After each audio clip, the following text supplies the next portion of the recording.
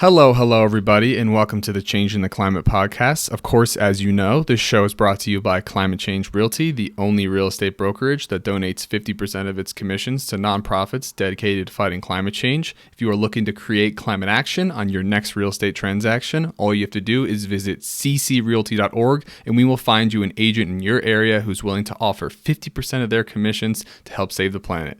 Now let's dive into the podcast. Brian, delightful to meet you, man. Thanks so much for taking some time to come on the show.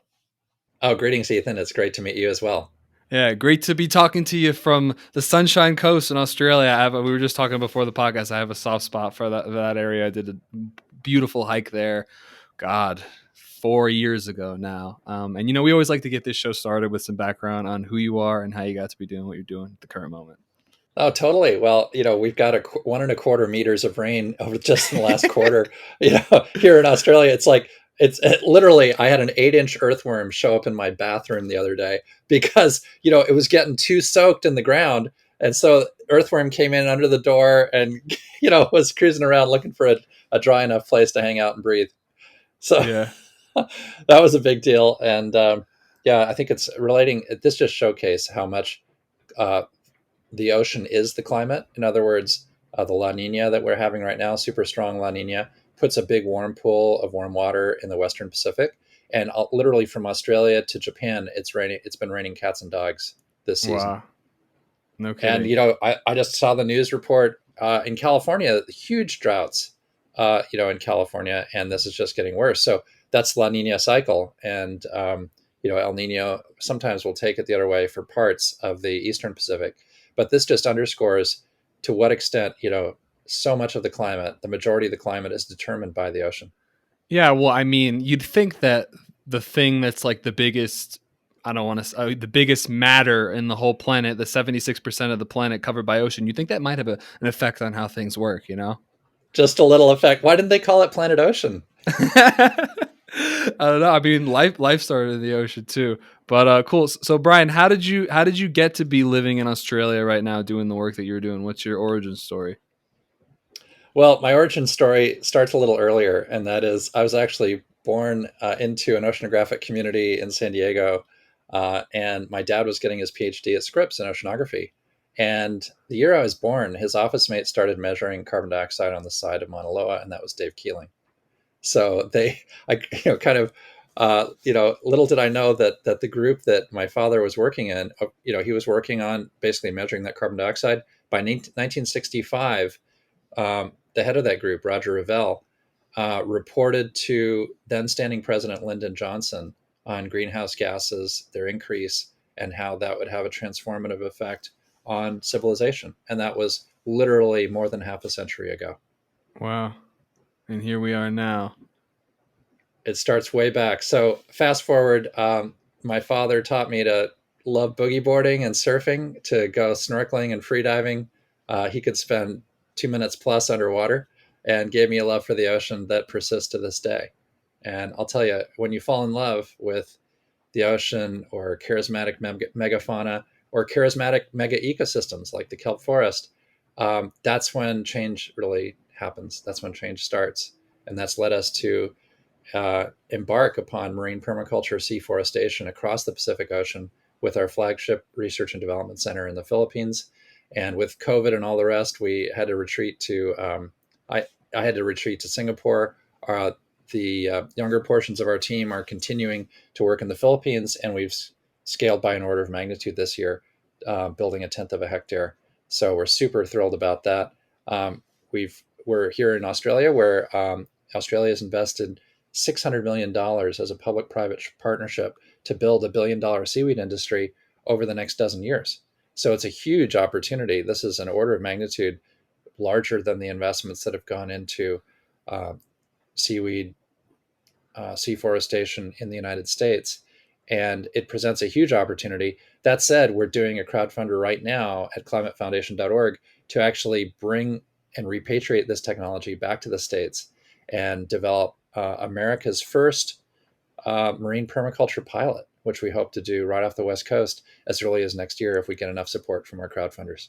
God, isn't it crazy that would be the first one like the most, like you're saying, oceans like the most essential ecosystem. It's where all life started, and we're just starting to grow, to try to grow things and foster life there. I guess we kind of, there's the idea of like letting nature be, but when we're pumping lots of compounds into the atmosphere that's then being sucked into the ocean, I guess we can kind of say that we're responsible for life in the ocean at this point too. Hey. Well, part of the problem is this. We get permits in 6 weeks in the Philippines to actually grow a hectare of seaweed. Not a big deal. There's a 250,000 seaweed cultivators doing it.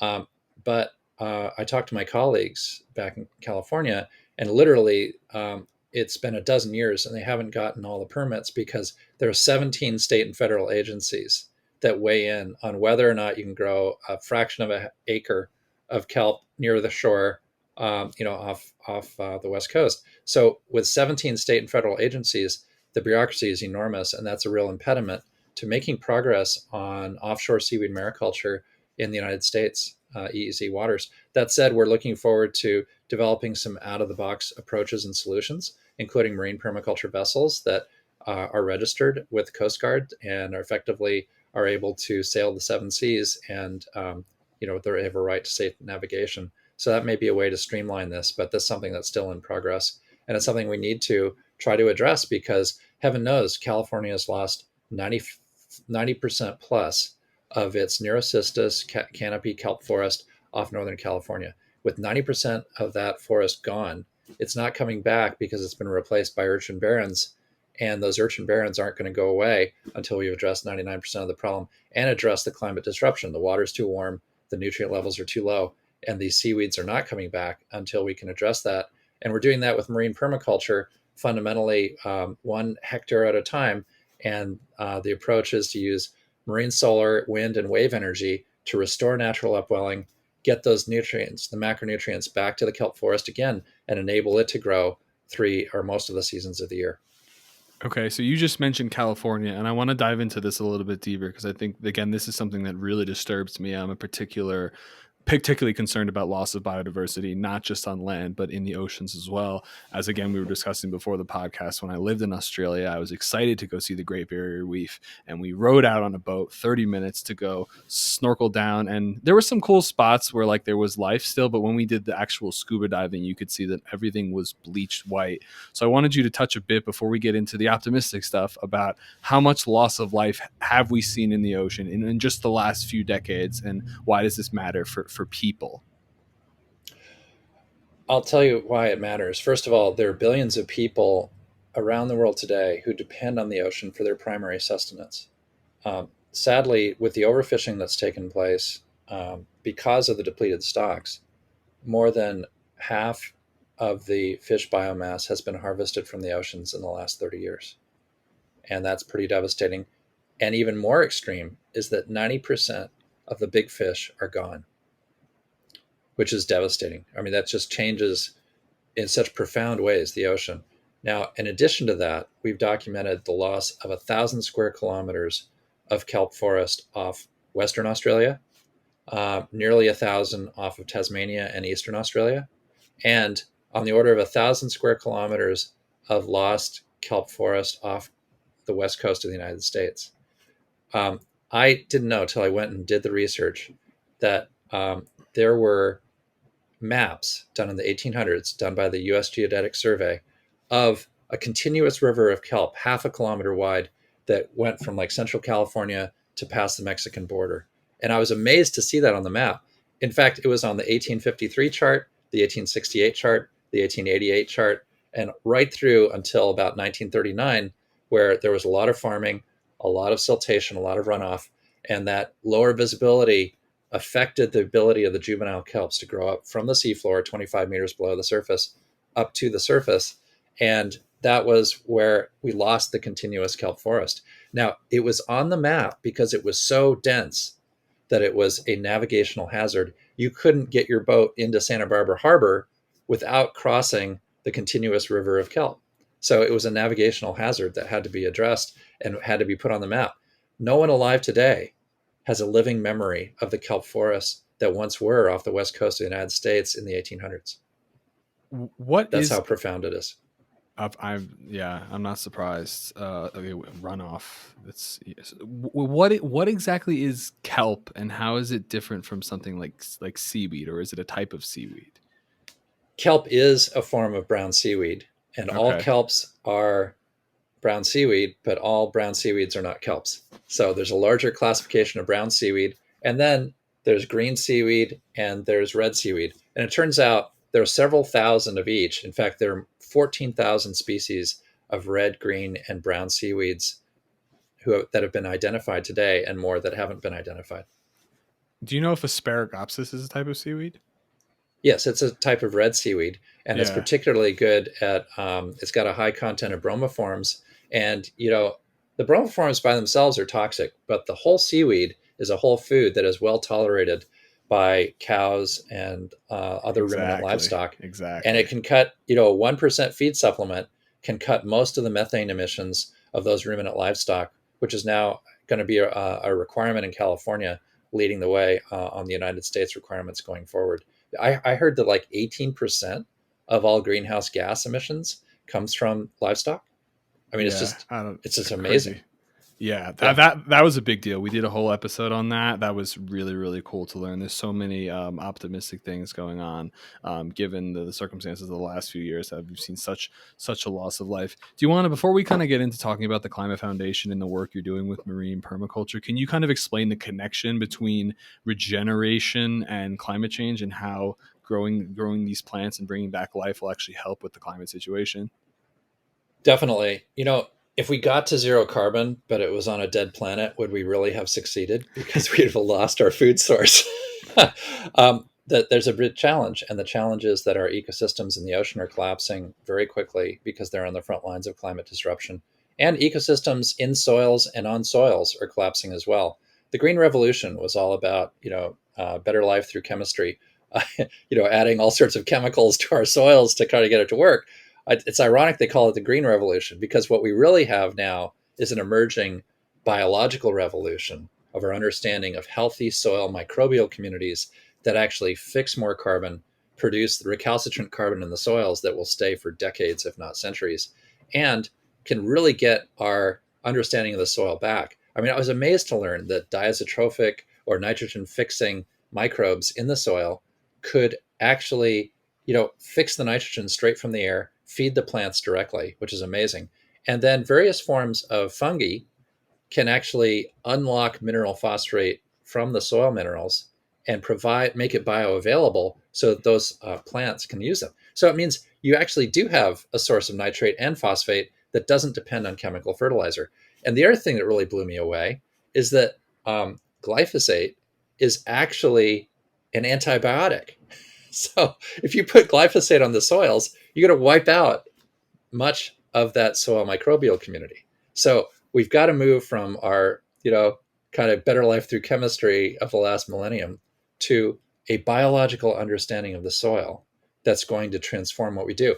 And I'll just say we do Paul Revere, once if by land, twice if by sea. And there are a lot of folks working now on actually regenerating life in the soils. And we decided, okay, we need to turn to the ocean. We need to look at how can we regenerate the kelp forests enough to provide enough habitat for forage fish so we could, reboot life in the oceans, literally get the sardine populations back. The Monterey sardines of the last century, Cannery Row, that, population's been devastated. And getting back to pre-industrial levels of kelp forest, of sardine populations, anchovies, herring, and salmon, that's the name of the game in terms of regenerating life in the ocean, which ultimately determines the biological pump. And I'll tell you, the biological pump in the ocean is responsible for more than half the oxygen we breathe right now. So every other breath, you can thank a algae in the ocean for that oxygen. And that's why it is so important, because if that biological pump fails, we fail.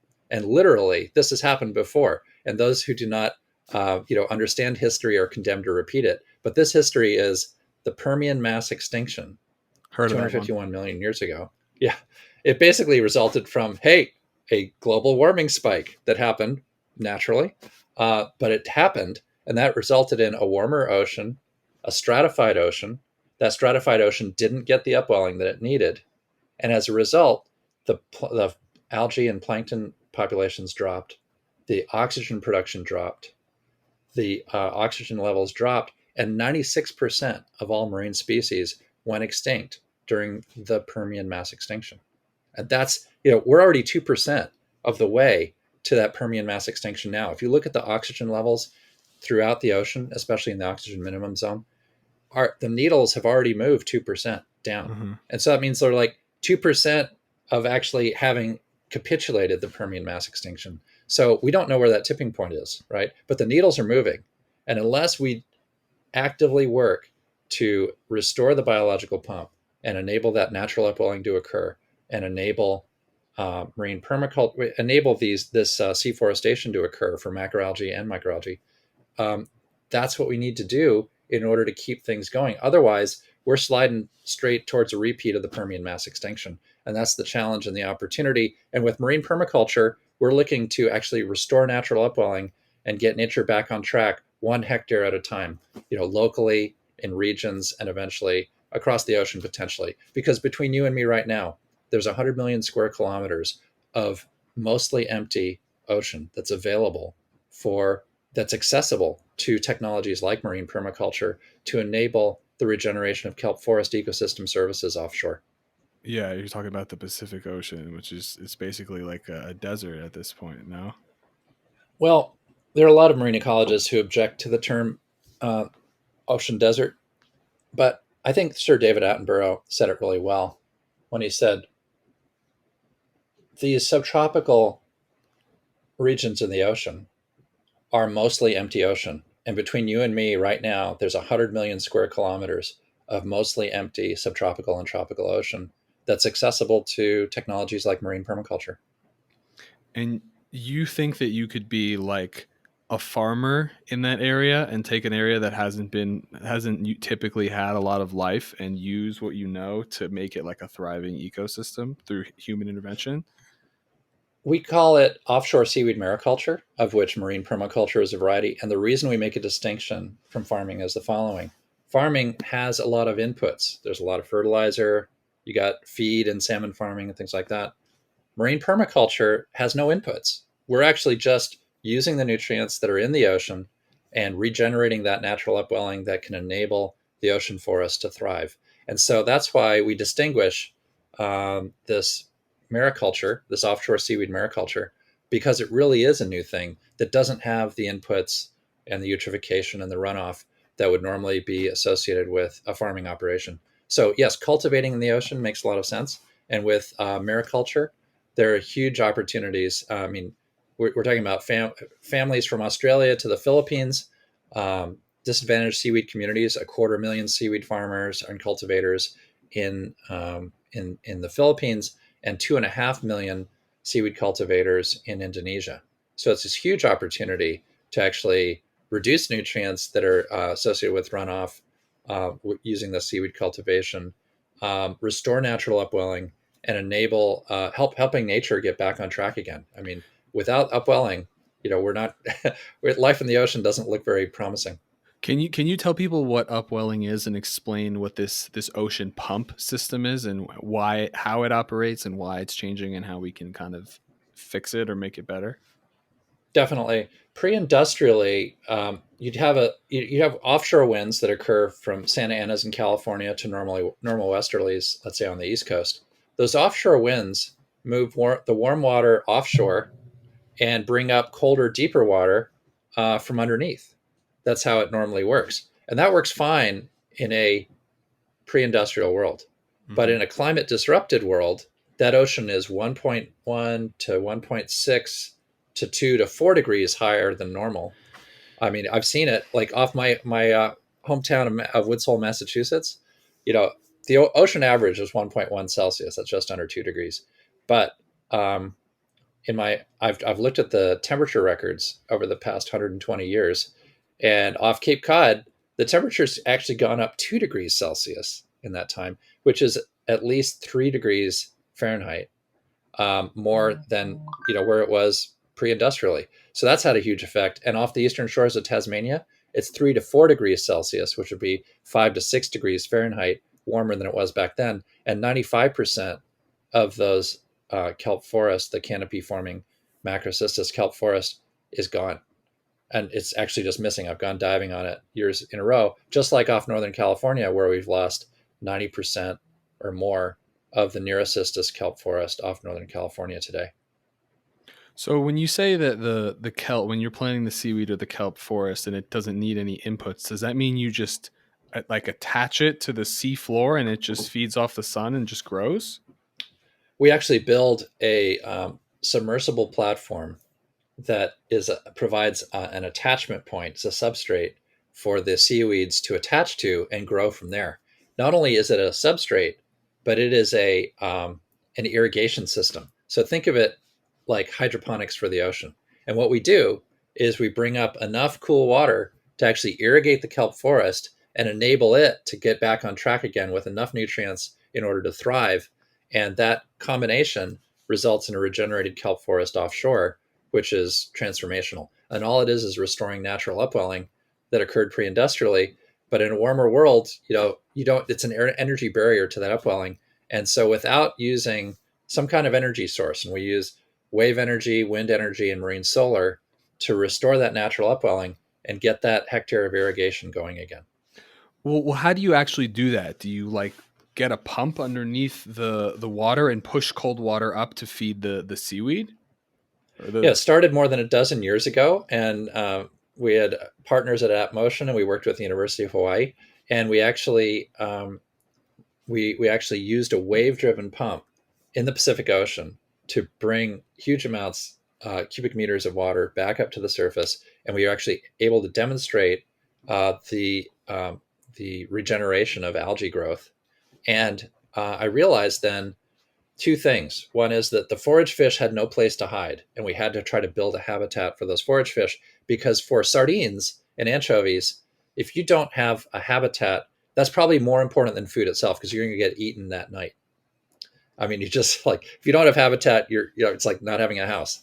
It's really, really pretty serious. So the opportunity then was to realize, okay, how could we build that habitat, and how could we better curate the restoration of natural upwelling and the irrigation of the algae? And that is where the macroalgae, the seaweed, comes in, because it creates a kelp forest. And if you remember back to the movie Dory, Dory looked at the blue ocean and she looked at kelp, and she had to decide, okay, where am I going to go to find my parents? And she went for the kelp forest, and she found her parents there. And that's like marketing 101. Whoa, For spoilers, kelp forest, man. as regenerative.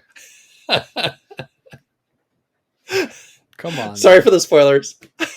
No, but just, in terms of inspiration, I don't think anyone could have done a better job than Disney to inspire, and also to get people to fall in love with the ocean and with the beautiful creatures that are in the ocean.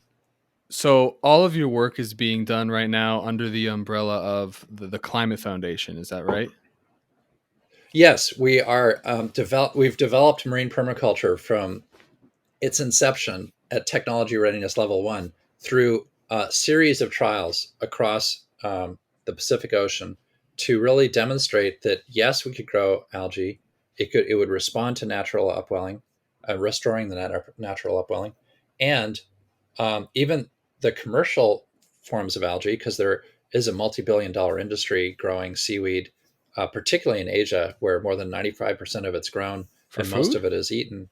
Yeah, food, feed, and fertilizer. I mean, the next time you have a sushi, you've got nori wrapped around the outside. We've got incredible things like not only dried seaweed, but seaweed sauerkraut is really popular here in Australia. Right off Byron, there's some places that make it.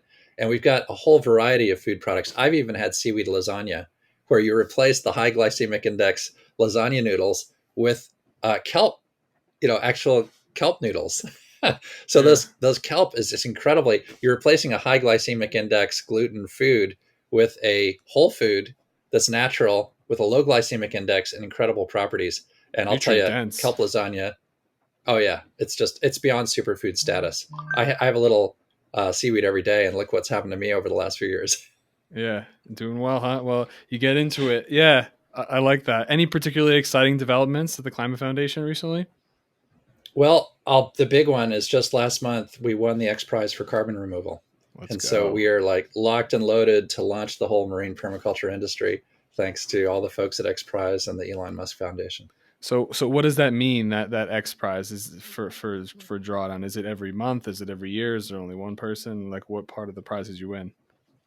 This is part of the $100 million X Prize for carbon removal. And there was last year there were some student competitions, and there were a number of $250,000 awards. I think 20 of those were handed out, which is great. And a lot of student groups, including some of our colleagues here in Australia, won those. And now this year, there were out of 1,100 registrants for the X Prize for carbon removal. Um, the top 15 were actually selected to receive what they call milestone awards. And those 15 teams share $15 million to actually accelerate what they're doing and go after the grand prize, which is going to be 3 years from last Earth Day. So just under, call it 1,000 days to Mm-hmm. actually scale by orders of magnitude. And what we have to do is fix 1,000 tons of carbon dioxide between February 2024 in February 2025 and document that and submit it for the the grand prize, which will be $50 million to the first place winner, and I think 20 and 10 to runners up, and that'll be award announced on Earth Day 2025. So it's whoever can do 1,000 or whoever can do the most. No, it's really demonstrating 1,000, more than 1,000 tons of carbon removal, and then furthermore be able to show technology that will scale. So it's really about developing new technologies because the future is here today, but it's not broadly distributed yet. And so technologies like marine permaculture, we need to show we've got economic sustainability at a hectare scale. We can bring the performance up and the cost down to the point where we can launch the marine permaculture industry and enable thousands of hectares to be grown around the world and really enable the entire industry to thrive and grow exponentially. We have a plan, that will require tripling the area under deep water irrigation every year for the next dozen years, which ultimately could provide um, over a gigaton of carbon dioxide fixation per year. And so Yeah. that's a huge goal. But to get there, it requires that exponential ramping. There's something even better than Moore's law, and that is Wright's law did a better job of predicting semiconductor performance improvements and cost reductions than Moore's law did. And it actually applies to solar panels as well. And so this ability to that with every doubling of cumulative production, your costs come down 20, 30, or even 40% is a huge result, which means the more we do, the more we can improve the cost and actually increase the performance. And that's what we're looking at for building hectares of marine permaculture as we go forward. So I think we've touched on several different reasons throughout the show so far, but can you give the main arguments for why we want to regrow seaweed forests? What kind of benefits it's providing to ecosystems and people directly? Definitely. It's well documented that reefs, like the Great Barrier Reef, are actually home for more than a quarter of all the marine species on the planet during some part of their life cycle. And I will say the same thing for the Great Southern Reef of Australia and probably the coast of California as well. Those kelp forests are habitat for a huge fraction of all the life that's in the ocean. And there's more life in the ocean than even on land. And being able to ensure that habitat is preserved through climate disruption, those ecosystem services are available either onshore in a natural kelp forest or offshore on a marine permaculture cultivation, is absolutely essential to ensuring those ecosystem services are there for those species to survive and enable life to actually regenerate itself so that we'll have food security for the billions of people who depend on that ocean, this, a regenerated ecosystem that's healthy and that can provide oxygen production, carbon fixation, and food for not only enough food for humanity, but enough food for nature and those 8 million species who can't vote, who don't get to vote, and are on this spaceship Earth with us. And then finally, our interest is to be able to measure the carbon export of those regenerative interventions, and that is the seaweed that falls off these platforms during growth and sinks 1,000 meters a day to the abyssal ocean, where it'll remain for centuries. It's amazing how nature based solutions have so many wide co benefits. yet we've disregarded nature so much over the last century in the pursuit of building our own plastic world of technology. But I mean, it's I still maintain hope that once that we're now we have the good information, people are investing into this stuff, and we can build back a world that's even better than the one from 1880 when we started the Industrial Revolution. I just think it's never too late, you know. That's a great point, Ethan. And what I'd like to say is that, you know, we have to change our mindset. And we've lived in a reductionist mindset, money, money, money, you know, for decades, right? If not centuries. Now it's carbon, carbon, carbon. But if we're applying a reductionist mindset to solving the problem, huge side effects, right? We need to move towards what Buckminster Fuller called an integrated mindset. And that is the whole principle of permaculture.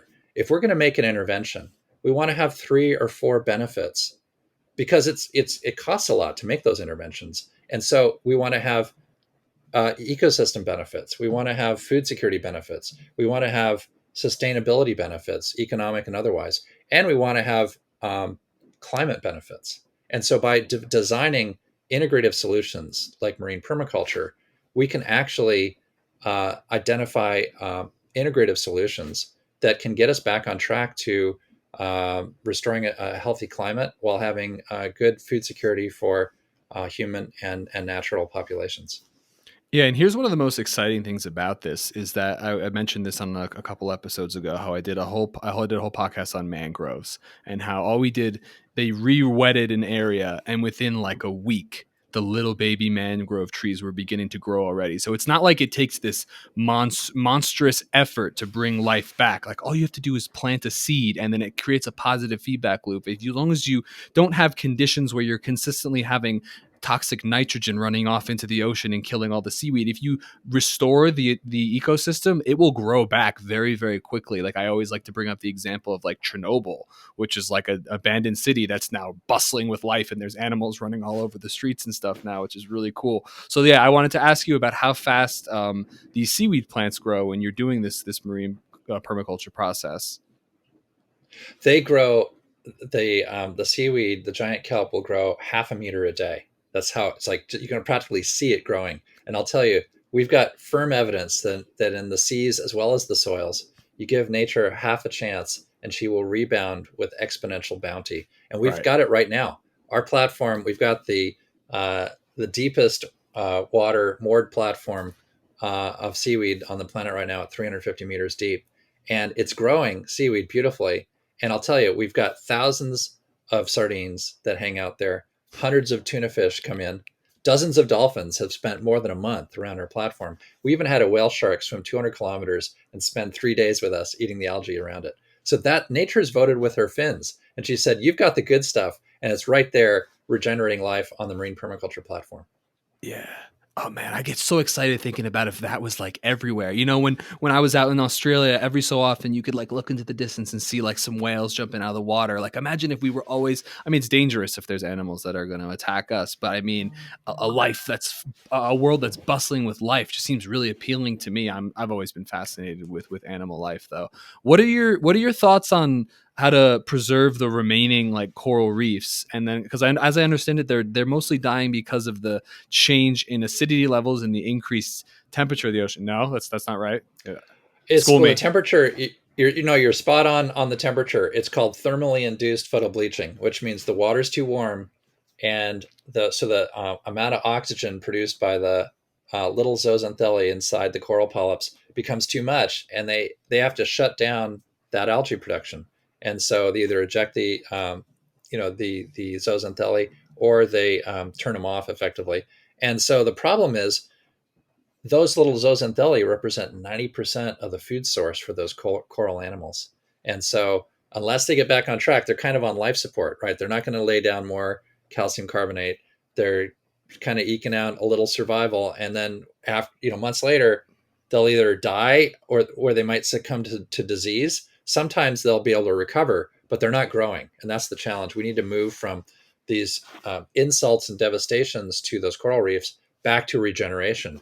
And we've got a proposal in right now to the Great Barrier Reef Marine Park Authority to actually restore natural upwelling during the summer, get the seaweed growing with that irrigation, and downstream the corals are going to be cooler because of that irrigation. And we found that as little as half a degree cooler was enough to enable nature to rebound exponentially. We thought it would take 3 months for those corals to reverse bleaching. It happened overnight, literally 24 hours, and those corals were back to full color. And that work was back. We started in 2009 doing this in American Samoa, and we're still working to get the approvals. To it's like America Revisited. Australia's got a dozen years and huge bureaucracy, to actually get this solution delivered. And we're proposing 10 by 10 meters. It's a little postage stamp, but eventually we'll get there. And, as soon as people really, ask for the solution, we're ready to go. We're ready to go and test this and actually show that we can grow seaweeds, and that each summer we can protect potentially hectares or kilometers or dozens of kilometers or most of the Great Barrier Reef from thermally induced photobleaching in the future. It's one of several solutions, and we need to really test those out and build the popular support to make it happen. Well, it's obvious that you're very excited about your work, and it's not hard to tell why when you're talking about such uplifting news. I mean, I was really upset when I saw that things were dead, and the way I understood it is it was something that was out of control, and then the temperatures are going up, and we can't fix it. But like, if all it takes is a little bit of a nudge, I mean, I say a little bit of a nudge, but what you're describing is basically installing ocean pumps and then installing platforms so that seaweeds grow. I mean, in the scheme of things, that it really is not that much. Just like a little push and then a little box, and then life comes crawling back. That is it entirely. And, it's really all about filling those nutrient value chain gaps in nature, where they're caused by climate disruption. But effectively, you can restore that natural upwelling. We can enable these seaweeds to regrow, these seaweed forests to regrow naturally and provide that entire cycle. And then will it eventually recreate the natural upwelling cycle so the pumps won't be necessary anymore? It will, when we get our temperatures back to normal and our carbon Right. budget back into balance. That said, there's Excellent. 1,500 gigatons that humanity has put into the atmosphere, and we're going to have to keep working on this until, the ocean right now has 38,000 gigatons, including a third of all the carbon that humanity has put into the atmosphere. It's in the ocean today, and that is the ultimate destination for most of the carbon that we've emitted. Right. So this is really a process of enabling the biological pump to restore and accelerate the sinking of carbon to the middle and deep ocean, where it'll remain for centuries. And that's long enough because we'll be onto a different technology entirely over the next century, I hope, that will decarbonize our civilization by more than an 80%, draw down the rest, and enable us to get back to a healthy climate. We're gonna draw it down, man. It's gonna happen. I'm telling you. We're gonna make it happen. At this point, who is funding these projects, and what are your thoughts on how to effectively monetize and scale these technologies so they don't rely on philanthropy? Well, it's effectively bootstrapping, and we've got wonderful organizations like private foundations, like the WOCA Foundation has supported our work for several years now. The X Prize was, WOCA's pledged, as soon as you hit your 10th of a hectare milestone, which we plan to do this year, they're going to actually provide us with the first million out of 3 million that's needed to build that first hectare in our R&D capacity and effectively bring that to commercialization. Now, the X Prize is the second million, and we've got to crowdfund the third million to actually enable that first hectare to happen, build the business model, show that it works, and then scale it exponentially with private equity and folks that want to get involved around the world. And it's really about building that volunteer base, building the financial case to really enable this to be a very cost-effective as well as nature-based solution for food security, for ecosystems, and ultimately for being able to measure that carbon export of these regenerative interventions.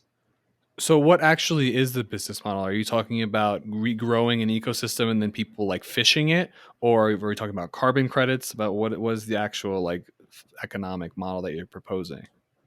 We've got 7 Fs, and that is food, feed, and fertilizer, fish, fiber, Fertilizer. biofuels, and pharmaceuticals, which is a funny F.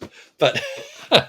effectively, 7 Fs, there's 7 value chains, but it starts with food, feed, and fertilizer. And that is seaweed is a superfood. And we're looking forward to effectively getting that into mainstream Western diets. Because I'll tell you right now, we've seen studies where Thailand and Japan have 7 times less breast cancer than Western countries.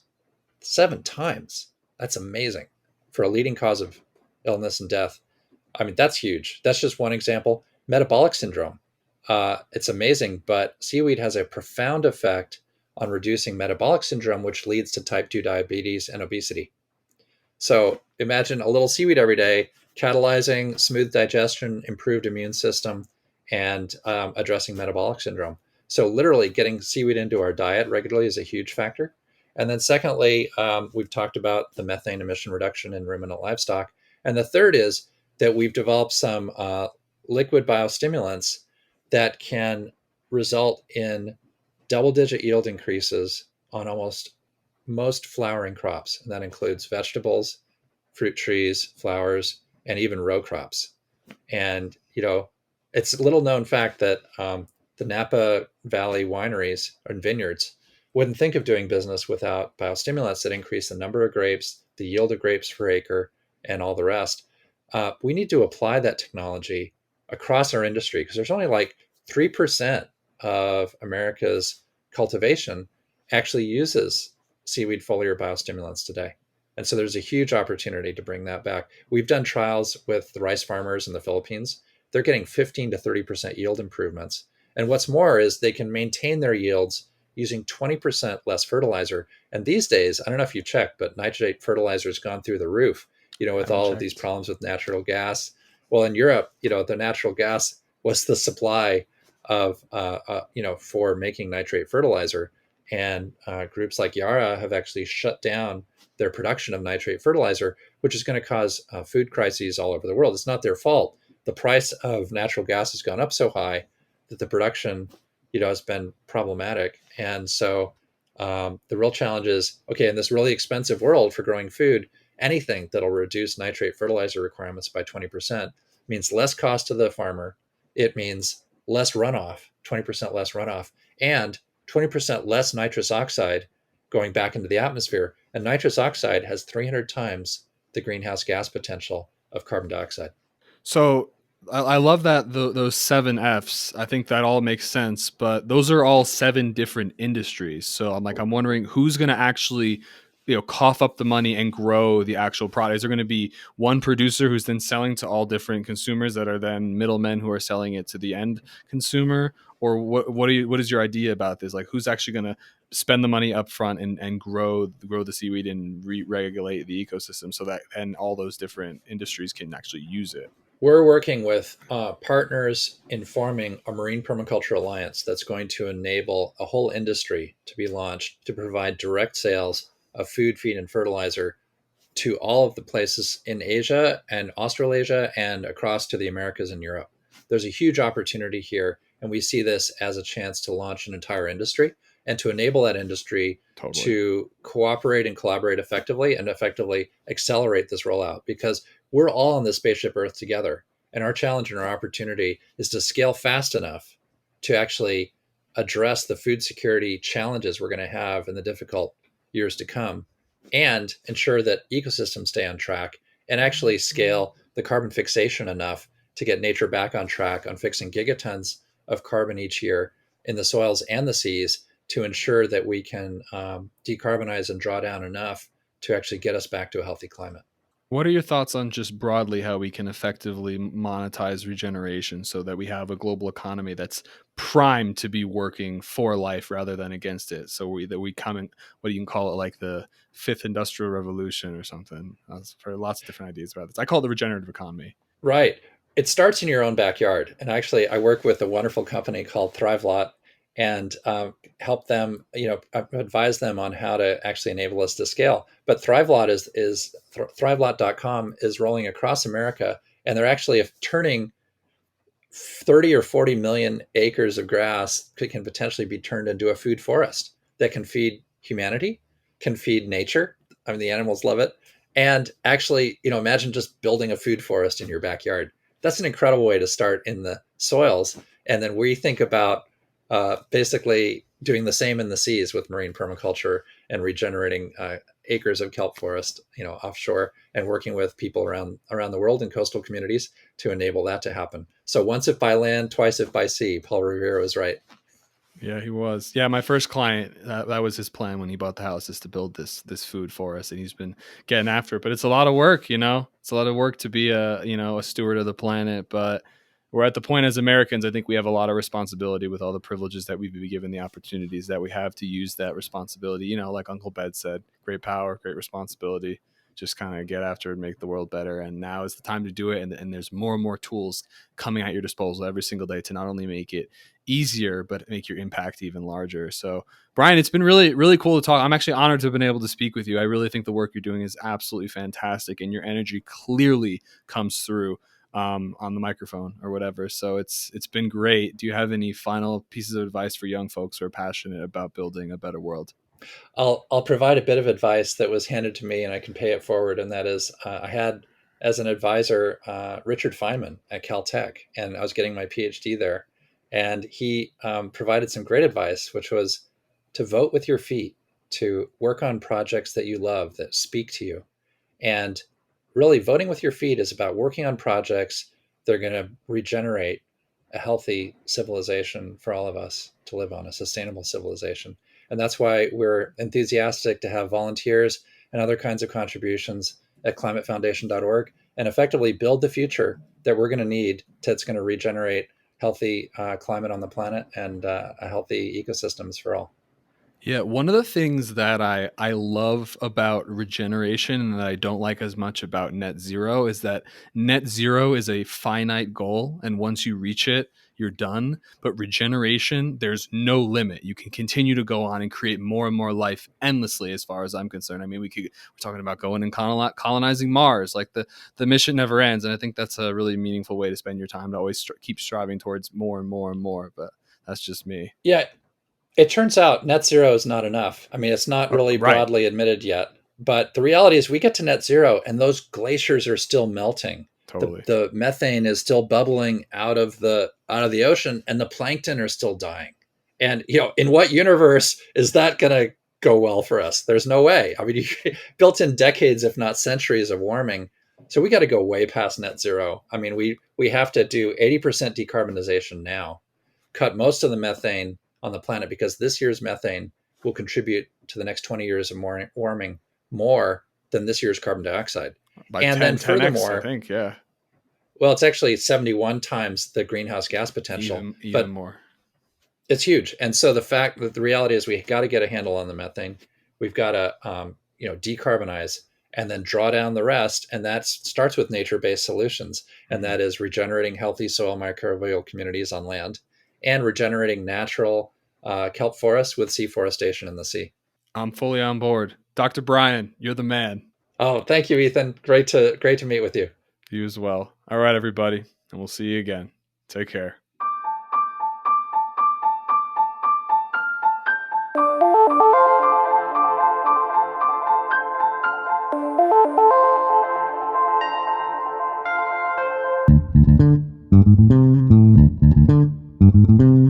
So if you or anyone else you know is looking to buy or sell a home anywhere in the USA and would like to create thousands of dollars in donations without any cost out of pocket, please visit ccrealty.org today.